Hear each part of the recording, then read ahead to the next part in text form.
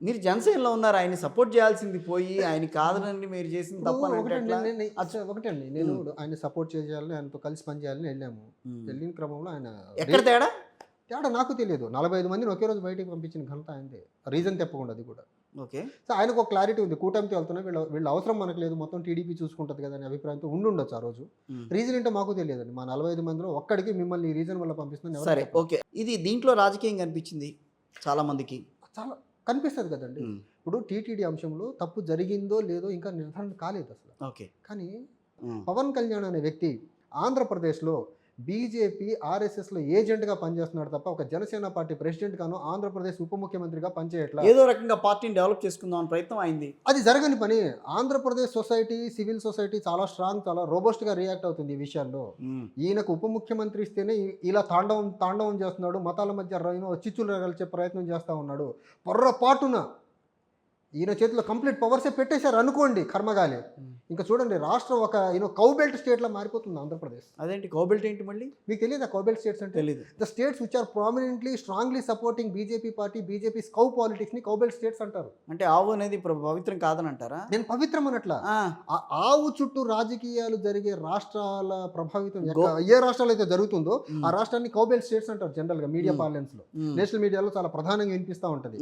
అది గుజరాత్ కానివ్వండి, రాజస్థాన్ కానివ్వండి, మధ్యప్రదేశ్ కానివ్వండి, లేకపోతే ఉత్తరప్రదేశ్ కానివ్వండి, ఈ బెల్ట్ ఆఫ్ స్టేట్స్ ఉంటాయి, వీటిని కౌబెల్ట్ స్టేట్స్ అంటారు. సో ఆంధ్రప్రదేశ్ ని కూడా కౌబెల్ట్ స్టేట్స్ గా మారుస్తాడు.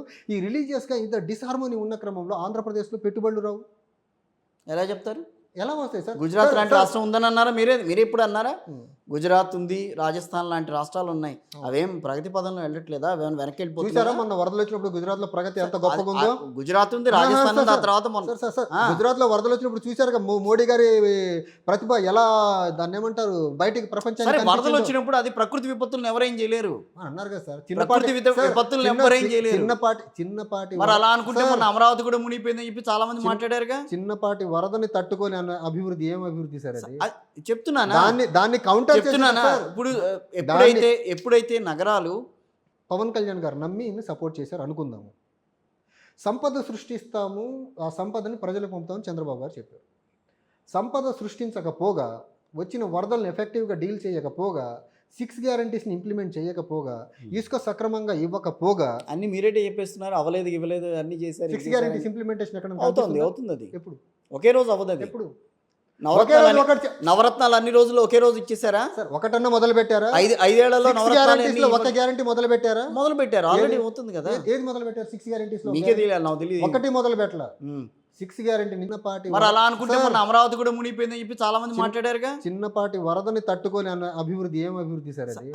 చెప్తున్నానా, దాన్ని కౌంటర్ చెప్తున్నానా. ఇప్పుడు ఎప్పుడైతే నగరాలు చెరువుల మధ్యలో లేకపోతే పెద్ద పెద్ద కాలువల మధ్యలో నగరాలు అభివృద్ధి చెందుతాయో, ఎప్పుడైతే వాటర్ ఎప్పుడైతే ఎక్సెస్ వాటర్ అవుతుందో కొంచెం వస్తాయి, మళ్ళీ ఆ తర్వాత మళ్ళీ ఇవన్నీ కూడా ఉంటాయి సార్. వాటర్ ఎక్సెస్ అవడం వల్ల కాదు, ఉన్న చెరువులు నాలాలు కబ్జాలు చేయడం వల్ల. వర్షాలు పడ్డప్పుడు చెరువులు నాలాలు ఉన్న సిటీస్ లో కబ్జాలు చేయడం వల్ల జరిగిన అనర్థం అది. సెకండ్ థింగ్ కూడా చెప్తాను. ఇప్పుడు రెయిన్ వాటర్, వర్షం వచ్చినప్పుడు రెయిన్ వాటర్ గ్రౌండ్ లో పర్కులేట్ అయ్యేదానికి కింద ఫ్లోర్ అంతా సిమెంటెడ్ ఫ్లోర్ అయిపోయింది. పడ్డ నీరు ఎక్కడికి వెళ్ళాలా? అపార్ట్మెంట్స్ లోపలికే రావాలి అది. ఓకే, చూశారు కదా గుజరాత్ ఎలాంటి అభివృద్ధి మొన్న వరదలు వచ్చినప్పుడు. సాక్షాత్తు ఎయిర్పోర్ట్ ఎంత అద్భుతంగా ఉందో కూడా. అభివృద్ధి అయితే జరగదు అంటాను నేను. వాళ్ళని ఎక్కడైతే రిలీజియస్ గా ఇలాంటి డిస్టర్బెన్సెస్ ఉంటాయో, global investors will not come forward to invest in that particular state అండి. చూసుకోండి, law and order for any state, for any investor to come and invest, law and order plays a very very bigger role. Law and order బాగలేని దగ్గర, లేదా సొసైటీలో harmony లేని ప్లేసుల్లో ఖచ్చితంగా investor ముందుకు వచ్చి ఇన్వెస్ట్ చేసేదానికి డేర్ చేయడు. సో ఇప్పుడు ఈయన చేస్తున్న పని ఏదైతే ఉందో, సొసైటీలో రిలీజియస్ డిస్కంటెంట్ పెంచే ప్రయత్నం చేస్తున్నాడు ఈయన. ఈ ప్రయత్నంలో ఖచ్చితంగా ఇది గ్లోబల్ ఇష్యూ అయిపోయింది. ఇప్పుడు ఇది ఖచ్చితంగా ఇన్వెస్టర్స్ ముందుకు వచ్చేదానికి ఆస్కారమే లేదు. ఇంకా అభివృద్ధి ఎలా జరుగుతుంది సార్? లడ్డూలో ఆపలా ఆయన సనాతన ధర్మాన్ని తీసుకొచ్చాడు, ఇస్లాం తీసుకొచ్చారు, క్రిస్టియానిటీని తీసుకొచ్చాడు. హిందువులందరూ కామ్గా ఉంటే కుదరదని రెచ్చగొడుతున్నాడు ఈయన. అది అర్థమవుతుందా లేదా మీకు? నేను ఒక్కడిని మాట్లాడితే సరిపోద్దా? మీరందరూ ఏం చేస్తున్నారని క్వశ్చన్ చేస్తుంటే సమాజాన్ని ఆయన అసలు ఎవడు? అసలు హిందూ మతం తరఫున వకాల్తా తీసుకుని మాట్లాడడానికి ఆయన ఎవరు? అసలు ఆయనకి ఏమైనా పేటెంట్ రైట్స్ ఇచ్చారా హిందూ మతం తరఫున మాట్లాడు? ఎవరికి ఇవ్వలేదు, బీజేపీకి కూడా ఇవ్వలేదు. మరి ఆయన ఎవరు అసలు హిందువులు రెచ్చగొట్టేదానికి? ఆంధ్రప్రదేశ్లో పోలీస్ యంత్రాంగం ఆయన సుమోటో కేసు పెట్టాలి ఆయన మీద. సొసైటీలో ఇంత రిలీజియస్ సెంటిమెంట్ని దెబ్బ కొట్టేలా మాట్లాడుతున్న వ్యక్తి మీద కేసు పెట్టాలి కదా. ఓకే, హిందువులు మీరందరూ కాంగుంటే కుదరదని ఆయన ఎవరు అసలు చెప్పేదానికంటాను నేను అసలు. సరే, మీరు ఉప ముఖ్యమంత్రి, రాష్ట్ర పరిపాలన చూడండి. మతాచారాలు చూసేదానికి కాదు మీరు అక్కడ ఉంది. మతాచారాలు చూసేదానికి మఠాధిపతులు పీఠాధిపతులు ఉన్నారు, వాళ్ళు చూసుకుంటారు. వాళ్ళెవరు రియాక్ట్ కాలా? అదే కదా, వాళ్ళెవరు కానీ నేను అవుతున్నాడు. అంటే రియాక్ట్ కాలేదంటే ఇన్ ద సెన్స్ నేను ఆ విషయం మీద ఈయన ఇప్పుడు నేను టీటీడీ నుంచి దీక్ష మీద ఎవరు మాట్లాడలేదు. మాట్లాడరండి అసలు. ఎందుకంటే ఆ ప్రాయశ్చిత్త దీక్ష అనేది ఒకటి ఉందో లేదో మీకే తెలియదు. మీలాంటి వాళ్ళే ఉంటారు కదా బయట వేద పండితులు కూడా. సరే, వైఎస్ జగన్మోహన్ రెడ్డి గారు రేపు మాజీ ముఖ్యమంత్రి, ఆయన ఏమో తిరుమల వెళ్తానంటున్నారు. ఓకే. డిక్లరేషన్ ఇస్తారా? అంటే ఈ డిక్లరేషన్ మీద కూడా మరి నాకు భిన్న అభిప్రాయాలు ఉన్నాయండి. ఇప్పుడు డిక్లరేషన్ ఇస్తారా లేదా జగన్మోహన్ రెడ్డి గారి? ఇప్పటివరకు వెళ్ళారు, డిక్లరేషన్ ఇచ్చారా ఇన్నాళ్ళు వెళ్ళినప్పుడు? అవసరం అది తెలియదు. అంటే అదే అంటున్నా. ఇప్పుడు మనకు ఇస్లాం పరంగా చూసుకుంటే రాజస్థాన్లో అజ్మీర్ దర్గా ఉంది. అవును, కడపలో మనకు కడప దర్గా ఉంటుంది. అక్కడికి ఏ మతస్థుడు ఎవడైనా డిక్లరేషన్ ఇచ్చే అవసరం లేదు. అలానే ఇప్పుడు మనకు చర్చిలు, ఇండియాలో పెద్ద పెద్ద చర్చిలు ఎక్కడున్నాయో తెలియదు కానీ మనకు పక్కన మెదక్లో ఒక చర్చి ఉంది, పెద్ద చర్చి. అక్కడికి వెళ్ళిన డిక్లరేషన్ ఇవ్వాల్సిన అవసరం లేదు. మరి అలాంటిది ఎవరైనా తిరుమలకి వెళ్ళేటప్పుడు అన్యమతస్థుడే కానివ్వండి, వెళ్తే డిక్లరేషన్ ఇవ్వాలని ఆ నామ్ ఏంటో నన్ను ఎండోమెంట్ డిపార్ట్మెంట్ రూల్ అది ఎప్పుడు తీసుకొచ్చారు ఇయర్ ఎగ్జాక్ట్గా తెలియదు కానీ ఆ ఎండోమెంట్ డిపార్ట్మెంట్ తీసుకొచ్చిన రూల్ అది. సో అది ఎందుకు తీసుకొచ్చారో తెలియదు. ఇప్పుడు దాని చుట్టూ కూడా టీడీపీ వాళ్ళు నిన్నటి నుంచి ఇష్యూ చేస్తున్నారు, డిక్లరేషన్ ఇవ్వు. అసలు మీరెవరు అడిగేదానికి? టీటీడీ వాళ్ళు చూసుకుంటారు. టీడీపీకి డిక్లరేషన్ ఇవ్వాలా లేదనేది అడిగేదానికి ఆ హక్కు టీడీపీకి ఎక్కడ ఉంది అసలు? టీడీపీ వాళ్ళు ఎవరు? టీడీపీకి టీటీడీకి సంబంధం ఏంటి? తిరుపతికి సంబంధం ఏంటి అసలు? ఓకే, గవర్నింగ్ బాడీ టీటీడీ ఉంది, వాళ్ళు చూసుకుంటారు డిక్లరేషన్ జగన్మోహన్ రెడ్డి దగ్గర నుంచి తీసుకోవాలా లేదా అనేది. టీడీపీకి ఏం సంబంధం? నిన్న పయ్యావులు కేశవ్ గారు మాట్లాడుతున్నారు. ఆయన టీటీడీ బోర్డు చైర్మన్ ఏంటి? ఆయన రాష్ట్రానికి ఆర్థిక మంత్రి అనుకుంటా. రాష్ట్రానికి పెట్టుబడులు ఎలా తీసుకురావాలో అది ఆలోచించమనండి. టీటీడీలో ఎవరు డిక్లరేషన్ ఇవ్వాలా, ఎవరు తీసుకోవాలో వాళ్ళు చూసుకుంటారు అక్కడ. నీకెందుకయ్యా?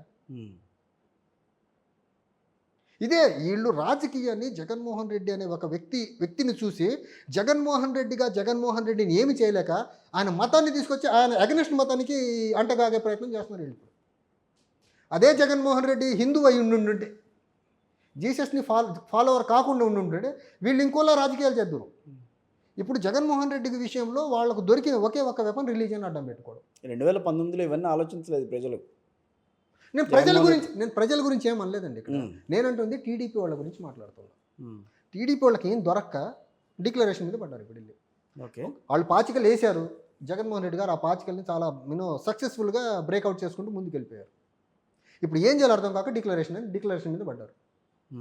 అప్పుడెప్పుడో సోనియా గాంధీ గారు వెళ్ళినప్పుడు డిక్లరేషన్ మీద సైన్ చేశారు. అబ్దుల్ కలాం గారు మాజీ ప్రెసిడెంట్ వెళ్ళినప్పుడు కూడా డిక్లరేషన్ మీద సైన్ చేశారు అంటారు. చేసి ఉండొచ్చు. జగన్మోహన్ రెడ్డి గారు చేస్తారో లేదో ఆయన రేపు ఎల్లుండి తెలుస్తుంది.